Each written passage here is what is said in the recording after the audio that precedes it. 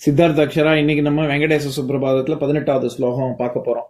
சித்தார்த்த ஸ்ரீராம ராம ராமேத்தி 3 தடவை சொல்லுப்பா. ஸ்ரீராம ராம ராமேதி ரமே ராமே மனோரமே சஹநாமதுத்லினம் ஸ்ரீராம ராம வராணனே ஸ்ரீராம ராம ராமேதி ரமே ராமே மனோரமே சஹநாமதுத்லினம் ஸ்ரீராம ராம வராணனே ஸ்ரீராம ராம ராமேதி ரமே ராமே மனோரமே சஹஸ்ரநாமதுத்லினம் ஸ்ரீராம ராம வராணனே ஸ்ரீராமநாம வராணனே. சரி, அக்ஷரா நம்ம 17வது ஸ்லோகம் முன்னாடி பார்த்தது நான் படிக்கிறேன், அதுக்கு நீ பொருள் சொல்றியா? சிவனோட அவதாரம் சொல்லணுமா? சிவனோட அவதாரம் இல்ல, சிவன் அந்த அதுக்கப்புறம் அந்த அனிமல்ஸ் எல்லாம். ஆமா ஆமா அதேதான். அது நம்ம போன தடவை பார்த்தோமே, என்ன இந்த ராஜா அந்த ராஜா எல்லா ராஜாவும் பார்த்தோமே, 5 மிருகம் பார்த்தோம். சரி, நான் முதல்ல ஸ்லோகத்தை படிக்கிறேன், நீ பொருள் சொல்லு. தாட்டி சுதே விஹகராஜ மிருகாதிராஜ நாகாதிராஜ கஜராஜ ஹயாதிராஜாஹ ஸ்வஸ்வாதிகார மகிமாதிகமர்த்தயந்தே ஸ்ரீ வெங்கடாஜலபதே தவ சுப்ரபாதம். இதுதான் ஸ்லோகம். பொருள் சொல்றியா? யார் யாரெல்லாம் விஷ்ணுவை வணங்குறாங்க அவங்களுக்கு பெருமை கிடைக்குது. யார் யாரு? முதல்ல விஹக ராஜ.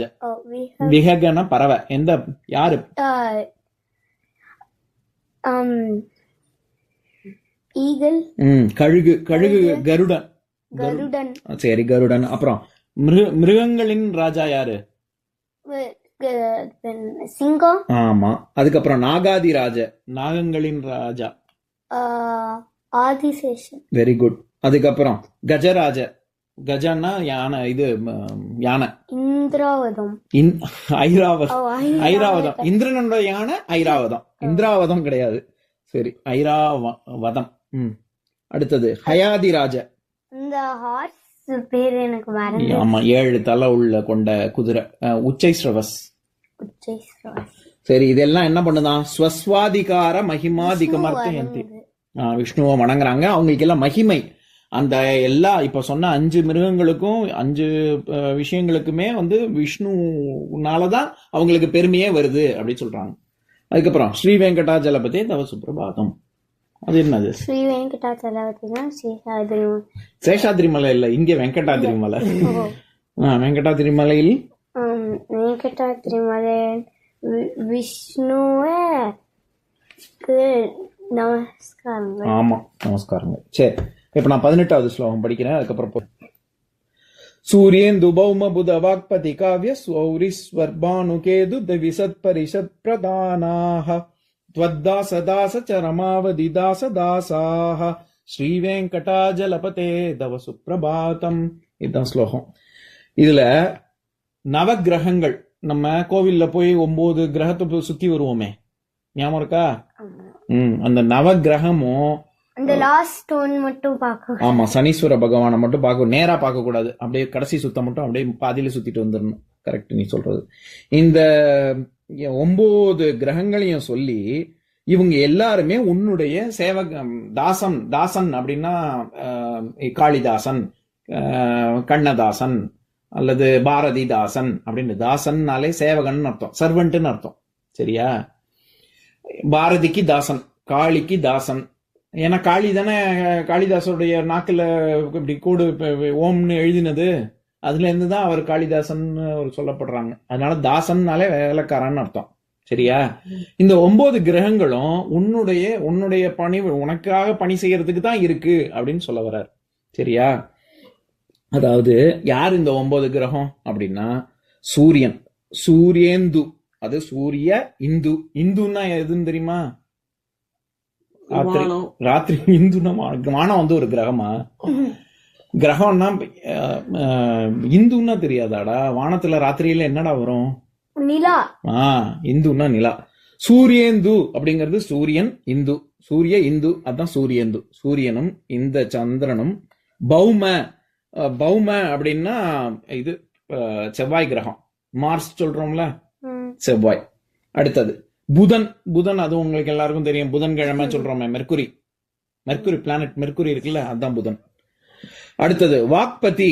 அதாவது வாக்பதினா ப்ரஹஸ்பதிய சொல்றாங்க.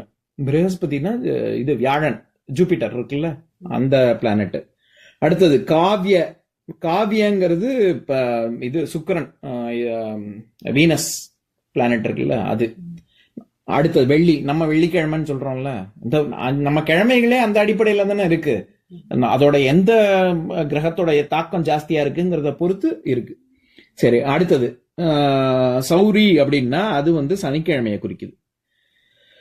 இதை தவிர நம்ம இப்ப சொன்னல சூரியன், சந்திரன், அப்புறம் செவ்வாய், புதன், வியாழன், வெள்ளி, சனி, இது வருது இல்ல. இதை தவிர்த்து இன்னும் 2 இருக்கு. அது என்னன்னா ஸ்வர்பானு கேது, ராகு கேது. ஸ்வர்பானுன்னா ராகு, கேது. இந்த ராகு கேது என்ன அப்படின்னா, இப்ப நம்ம நிறைய பேருக்கு என்ன தெரியாதுன்னா, நம்ம 9 நவகிரகத்தை சுத்தி வரோம்ல, அப்ப அது 9 பிளானட்ஸ் அப்படின்னு அர்த்தம் ஆயிடும்ல.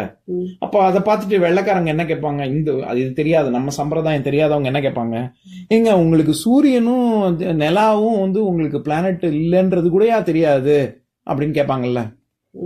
நம்ம பிளானட்டை தானே சுத்தி, நவகிரகம்னா 9 பிளானட்டை சுத்தி வரோம்னு நம்ம நினைச்சுட்டு இருக்கோம்ல, அது 9 பிளானட் கிடையாது. கிரக அப்படின்னா சமஸ்கிருதத்துல பிளானட்னு ஒரு அர்த்தம் இருக்கு. அதை தவிர கிராவிடேஷனல் ஃபோர்ஸ்னு ஒரு அர்த்தம் இருக்கு. நான் சொல்றது இதை கிரகிச்சுக்க முடியாதா அப்படின்னு சொல்லுவோம், கேள்விப்பட்டிருக்கேன் அந்த வார்த்தைய. இது கிரகிச்சுக்க முடியாதா அப்படின்னா இதை உள்வாங்கிக்க முடியாதான்னு அர்த்தம். நான் சொல்றது உனக்கு புரிய மண்டையில ஏற மாட்டேங்குதா அப்படின்னு நம்ம கேட்கறோம்ல. இது கிரகிக்க முடியலையே உன்னால, அல்லது கிரகிக்க முடியுது, நீ சொல்றது எனக்கு புரிஞ்சுக்க முடியுது அப்படின்னு. அந்த கிரகிக்கிறது அப்படின்னா கிராவிடேஷனல் ஃபோர்ஸ்னு அர்த்தம். அப்ப இந்த இடத்துல நவகிரகம்னு நம்ம சொல்றோம்ல, அந்த இடத்துல 9 பிளானட்ஸ்னு அர்த்தம் பண்ணக்கூடாது. அந்த இடத்துல 9 கிராவிடேஷனல் ஃபோர்சஸ்ன்னு அர்த்தம். சூரியனுக்கு இப்ப நம்ம சொன்ன எல்லாத்துக்கும், சூரியன், சந்திரன், எல்லாம், செவ்வாய், புதன், வியாழன், இது எல்லாத்துக்குமே கிராவிட்டி, அதுக்குன்னு ஒரு கிராவிடேஷனல் ஃபோர்ஸ் இருக்கா. இதை தவிர ராகு கேது அப்படின்னு 2, இது வந்து பிளானட்டே கிடையாது. மத்ததெல்லாம் பிளானட்ஸ், இங்கிலீஷ் டெர்மினாலஜில மத்ததெல்லாம் பிளானட்ஸ். இந்த ராகு கேதுங்கிறது it is simply a point in the sky, அவ்வளவுதான். ஏதோ ஒரு புள்ளி, சரியா, வெட்டுப்புள்ளி. அதுக்கு பேர் வெட்டுப்புள்ளின்னு சொல்லுவாங்க தமிழ்ல. அப்படின்னா என்னன்னா, நிலா வந்து பூமியை சுத்தி வருதா, சூரியனை சுத்தி இது நம்ம பூமி போகுதா, இந்த சூரியனோட ஆர்பிட், எலிப்டிக்கல் ஆர்பிட், அதாவது நிலா சுத்தி வருது இல்ல, அந்த ஆர்பிட்டும் இந்த சூரியனை சுத்தி நம்ம பூமி வருது இல்ல, இந்த சூரியனும் நிலாவும் அதோட ஆர்பிட் மீட்டிங் பிளேஸ் இருக்குல்ல, அந்த வெட்டுப்புள்ளி, அது ஒரு வெட்டுப்புள்ளி, லோயர் நோடு, அப்பர் நோடுன்னு 2 இருக்கு. அந்த 2 வெட்டுப்புள்ளிக்கு பேர் தான் ராகு கேது அப்படின்னு நம்ம சொல்றோம்.